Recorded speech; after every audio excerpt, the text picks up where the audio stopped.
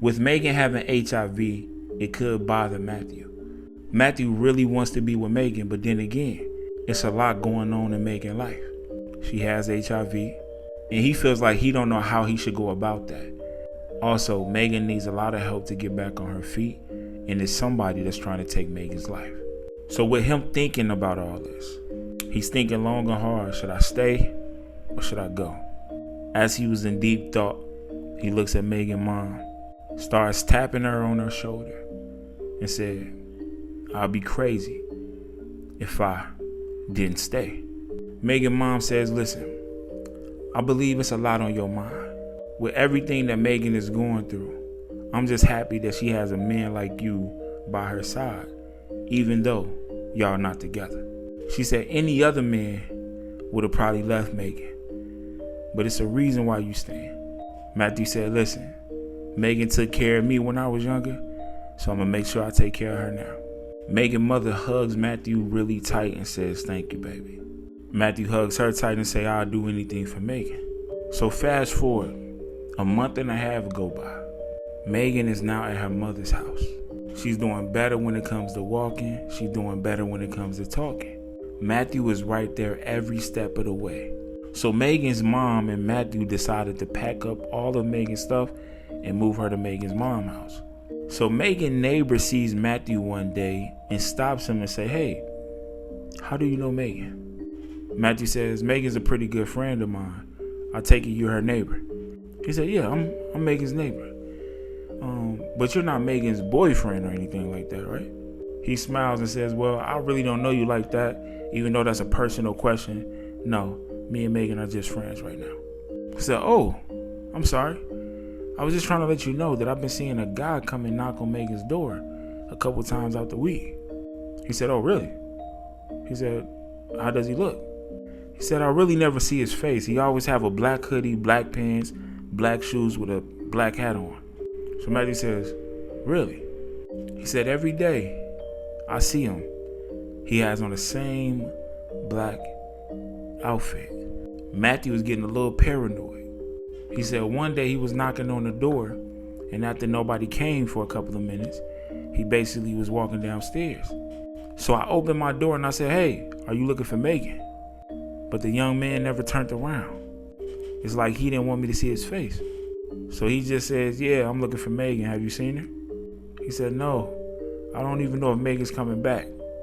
And he said, okay, thank you, and proceeded to walk back downstairs. Matthew's palms are sweaty, heart is racing slightly. He's thinking, what did I get myself into? Just knowing everything Megan is going through, he's thinking, should I stay? Should I stay? Matthew says, hey, I'll just let Megan know, but thank you for the heads up. I appreciate that. And start walking away. Megan's mother and Matthew got all their stuff packed up. The moving company took care of the rest. So next thing you know, they put the stuff in the car and pull off. The moving company put the last little things in, started the truck up, then seen a young man get out the car waving them down, say, hey. The young man that works for the moving company rolls down the window and say, what's up with you, man? The young man said, yo, that was my family, but I was trying to catch them because I don't know where the house at. Can I follow y'all? The dude said, yeah, man, you can follow us. He said, all right. And he rolled the window back up. The young man jumped in the car. I told you we was going to get her. We finna follow them to the crib right now. So the dude that was with him said, why we didn't just follow him to go get her? He said it would have been too obvious. The moving truck going the same place, so they won't see it coming. His friend looks over to him and says, man, you smart. I know you can't wait to get your revenge. Next thing you know, the moving truck starts driving towards the house. They start following the moving truck, and everybody got their pistols on their lap. They listening to music to get them in the mood to take Megan's life and her family. And the sad part about it, Megan and them don't see it coming. So the moving truck pulls up to the house. And the young man that rolled down the window to talk to the other young man doesn't see the car no more. So the movers get the moving things. Hour and a half go by, the whole job is done. Megan, her mom, and Matthew is all in the house rearranging stuff. The moving company pulls off. A few hours go by. Megan is talking about how she feels so much better that she's not at that house no more. Matthew jokingly says, well, I'll be honest, I'm happy you're not there either. The living room is filled with laughter. Next thing you know, all you hear is everybody looking at each other confused. Megan's mom never has company. Megan says, Mom, you be having people over here this late? She said, no. Matthew says, do you mind if I get the door? Megan's mom said, please do, because I don't know who it is. That didn't sit right with Matthew. His heart dropped in his stomach. He stands up and starts thinking everything that could go wrong. He starts walking to the door slowly and said, hello.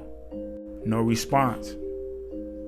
All you hear is Matthew walks closer to the door and says, who is it? Voice says, it's Tanner with the moving company. We forgot some dollies in the basement. Matthew says, oh, it's one of the moving guys.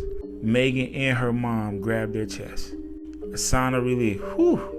Oh my gosh. Matthew opens the door and then shots ring out.